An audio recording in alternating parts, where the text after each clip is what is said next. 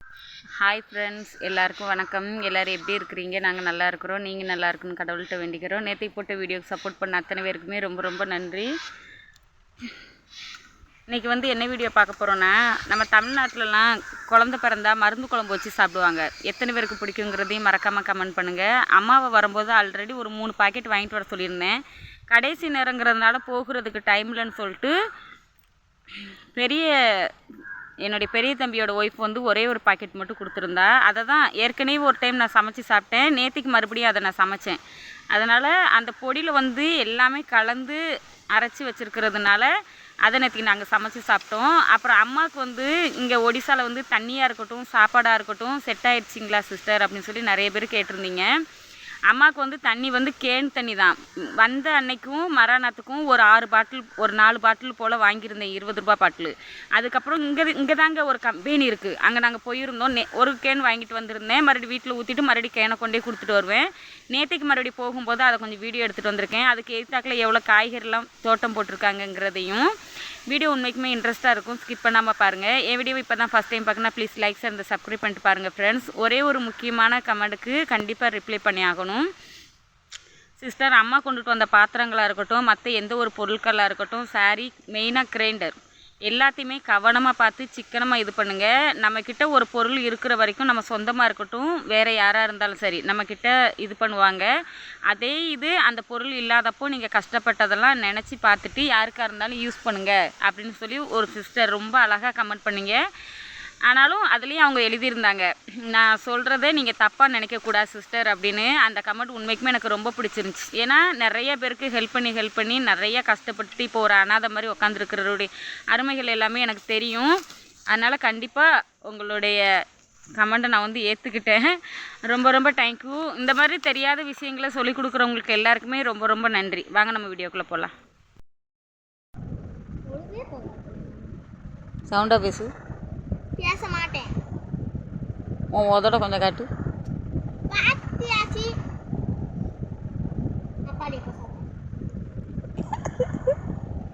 என்னப்பா எனக்கு போனது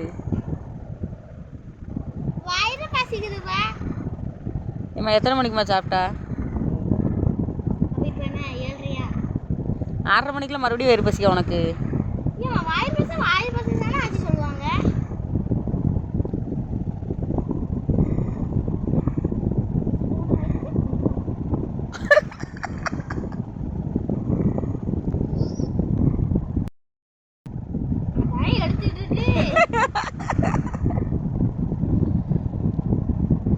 உங்கள் ஆட்சி போட்டுவோம் ஊருக்கு, அதுக்கப்புறம் பாரு நீ எப்படி அடி வாங்குறேன்னு.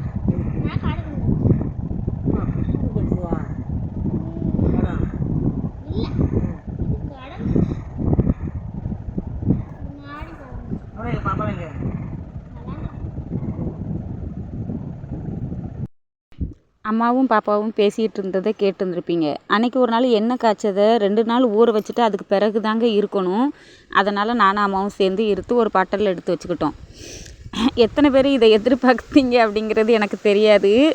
நானுமே எதிர்பார்க்கல. அம்மா நான் சின்ன வயசாக இருக்கும்போது அடுப்பில் யூஸ் பண்ணியிருக்காங்க. அதுக்கப்புறமேட்டு ஃபுல்லுமே அவங்களுக்கு சிலிண்டர் தாங்க. அதனால் அம்மா அடுப்புலலாம் யூஸ் பண்ணதே கிடையாது.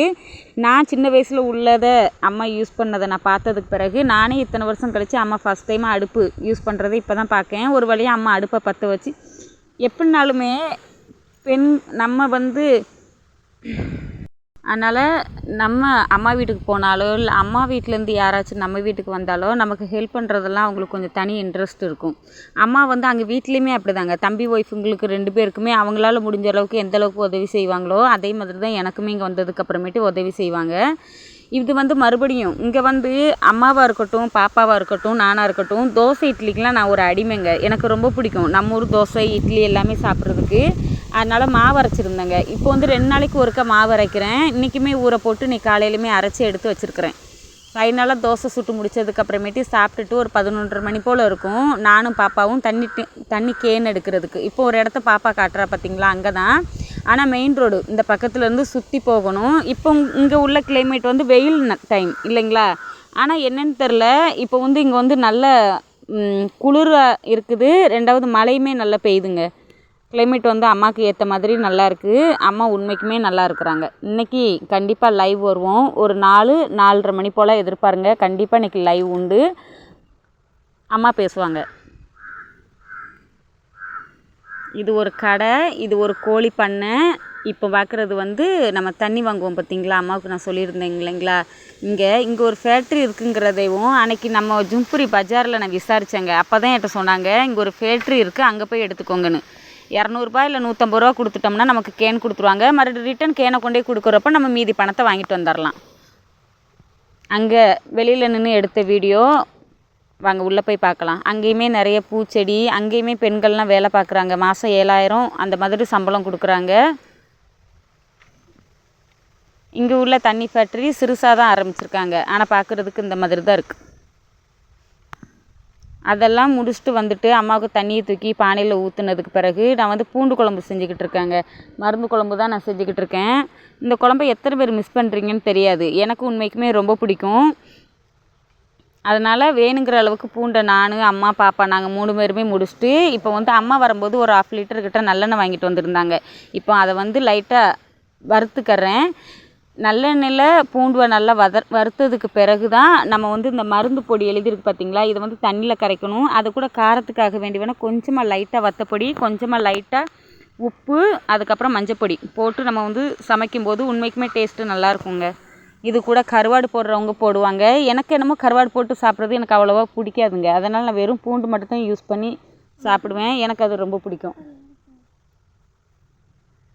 இப்போது இது எல்லாத்தையுமே கரைச்சதுக்கு பிறகு நம்ம அதில் ஊற்றிக்கலாம்.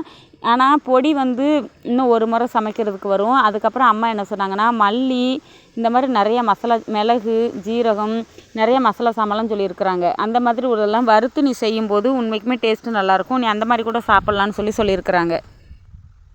பூண்டு எல்லாமே வறுத்ததுக்கு பிறகு இப்போ வந்து மசாலாவை கரைச்சி ஊற்றிட்டேன். இது நல்லா கொதிஞ்சு கட்டியாக லேகியம் மாதிரி வரணுங்க. இப்போ உங்களுக்கு பார்த்தா தெரியும். இன்னுமே இது கொஞ்சம் வற்றணும். மசாலாவும் தண்ணி, அந்த எண்ணெயும் நல்லெண்ணையும் தனித்தனியாக பிரிஞ்சு வந்ததுக்கு பிறகு தான் ஃபைனலாக குழம்பு ரெடி ஆயிடுச்சுன்னு அர்த்தம். இப்போ இது நல்லா வெந்துருச்சு. இப்போ ஓரளவு வந்ததுக்கப்புறமேட்டு இறக்குறதுக்கு ஒரு 2 செகண்டுக்கு முன்னாடியாக இருக்கட்டும், இல்லை 1 செகண்டுக்கு முன்னாடியாக இருக்கட்டும், மறுபடியும் கொஞ்சம் நல்லெண்ணெய் ஊற்றி கீழே இறக்கணும். அப்படின்னா தான் அந்த எண்ணெயோடு சேர்த்து நம்ம சாப்பிடும்போது இன்னும் நம்ம கொஞ்சம் டேஸ்ட்டு கிடைக்கும். இதயம் நல்லெண்ணெய் தமிழ்நாட்டில் உள்ளது. இது காலியானதுக்கு அப்புறமேட்டு நான் உண்மைக்குமே ரொம்ப மிஸ் பண்ணுவேங்க. இப்போ ஃபைனலாக குழம்பு ரெடியானதை பார்த்துக்கோங்க. இப்போ நான் எடுத்து மூடி வச்சுருவேன். சின்ன பாப்பாவுக்குமே ரொம்ப பிடிக்கும், பெரிய பாப்பாவுக்குமே ரொம்ப பிடிக்கும். சின்ன பாப்பா கூட ஓரளவு தான் சாப்பிடுவா. காரமாக இருக்குது இல்லைன்னா வெறும் பூண்டாக இருக்குன்னு சொல்லிட்டு சாப்பிட்றதை நிப்பாட்டிடுவா. இப்போ எண்ணெய் எல்லாமே பிரிஞ்சு வந்துருச்சுங்களா, இதுதான் ஃபைனலாக குழம்போட டேஸ்ட்டு. எல்லாமே கரெக்டான மிதமானது. இப்போ இதை நம்ம இறக்கிடலாம். இப்போ பாருங்கங்க, நேற்றுக்குள்ளே கறி குழம்பு கொஞ்சம் இருந்துச்சுங்களா, அதை சூடு பண்ணி எடுத்து வச்சுருக்கிறேன். மருந்து குழம்பு. இப்போ நான், பெரிய பாப்பா, சின்ன பாப்பா, அம்மா எல்லாருமே சாப்பிட்டுக்கிட்டு இருக்கிறோம். உண்மைக்குமே எனக்கு ரொம்ப பிடிக்குங்க. சரி, நாங்கள் சாப்பிட்டதுக்கப்புறமேட்டு பார்க்கலாம். ஒரு வழியாக சாப்பிட்டு முடித்ததுக்கப்புறமேட்டு இருக்கிற பாத்திரத்தை எல்லாத்தையுமே வீட்டுக்குள்ளேயே ஒரு ஓரமாக வச்சுட்டு நானும் அம்மாவும் மதியம் கொஞ்சம் நேரம் ரெஸ்ட் எடுப்போம். ஏன்னா நைட்டு ரொம்ப கரண்ட்டை கட் பண்ணுறாங்க. நைட்லாம் அவ்வளோவா தூக்கமே கிடையாது. பகலில் தான் நல்லா ரிலாக்ஸாக நல்லா ஒரு 2 மணி நேரம் 3 மணி நேரம் கிட்ட தூங்குற மாதிரி இருக்குங்களா. தூங்கி எந்திரிச்சதுக்கு பிறகு அம்மா தமிழ்நாட்டிலேருந்து அச்சு வெல்லம் வாங்கிட்டு வந்திருந்தாங்க. வாங்கிட்டு வந்த பொருட்கள்னு சொல்லி போட்டதில் அச்சு வெல்லத்தை காட்டியிருப்பேன். அதில் முதல்ல அச்சு வெல்லத்தை காய்ச்சி அதில் இருக்கிற தூசி இல்லைன்னா தும்பு ஏதாச்சும் இருந்துச்சுன்னா அதை ஒரு இதில் பாத்திரத்தில் இருத்துட்டு அம்மா வந்து தமிழ்நாட்டிலேருந்து கொண்டுட்டு வந்தாங்க பார்த்தீங்களா, மாவு, சத்து மாவு. உண்மைக்குமே சொல்கிறாங்க, அடிச்சுக்க வேறு எதுவுமே கிடையாது. செம்ம டேஸ்ட்டாக இருந்துச்சு. கொஞ்சத்தை தேங்காய் திருவி கொடுத்துருந்தேன் அம்மாவுக்கு. அதில் ஏலக்காய், அச்சு வெல்லப்பாகு இதெல்லாம் போட்டு அம்மா வந்து கூழ் செஞ்சு கொடுத்தாங்க. கொடுக்கும்போது ஒரு 5 மணி இருக்கும். நேற்றுக்கு வந்து டீ குடிக்காமல் கூழ் தாங்க குடித்தோம். உண்மைக்குமே எனக்கு ரொம்ப ரொம்ப ரொம்ப ரொம்ப பிடிச்சிருந்துச்சி.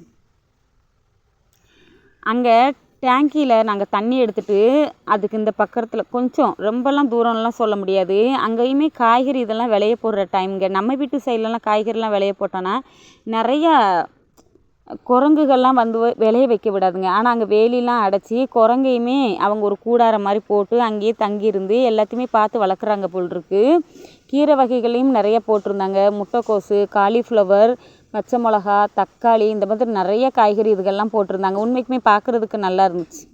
நேற்றுக்குள்ளே கிளைமேட் அங்கேயுமே நம்ம தமிழ்நாட்டில் எப்படி மருந்து அடிப்பாங்க ஒரு டப்பாவில் போட்டு, அது மாதிரிலாம் மருந்துலாம் அடித்தாங்க. ஏன்னா காய்கறி பார்த்திங்களா, அதனால். இது வந்து இன்றைக்கி சமைச்சேங்க, தமிழ்நாட்டு ஸ்டைலில் சாம்பார் வச்சுருந்தேன். நேற்றுக்குள்ளே குழம்பு, இன்றைக்கி வச்சுருந்த உருளைக்கிழங்கு பொரியல். இன்றைக்கி சமையல் இதான். சப்போஸ் உங்களுக்கு இந்த வீடியோ பிடிச்சிருந்தா ப்ளீஸ் லைக் அண்ட் சப்ஸ்கிரைப் பண்ணிட்டு பாருங்கள் ஃப்ரெண்ட்ஸ். இன்றைக்கி கண்டிப்பாக லைவ் உண்டு. ஒரு 4:30 மணி இல்லைன்னா ஒரு 5 மணிக்குள்ளே கண்டிப்பாக லைவ் வருவேன். ஓகே, பாய்.